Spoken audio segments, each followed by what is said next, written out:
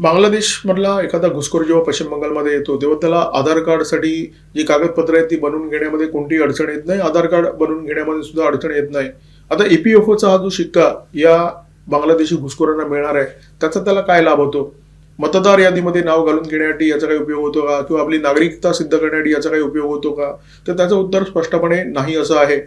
Special intensive रिव्हिजनसाठी निवडणूक आयोगाने ज्या 13 कागदपत्रांचा 13 डॉक्युमेंटचा उल्लेख केलेला आहे त्याच्यामध्ये कुठेही EPFOचा उल्लेख नाहीये. परंतु ममता बॅनर्जी यांचं जे प्लॅनिंग आहे ना ते दीर्घकालीन प्लॅनिंग असतं.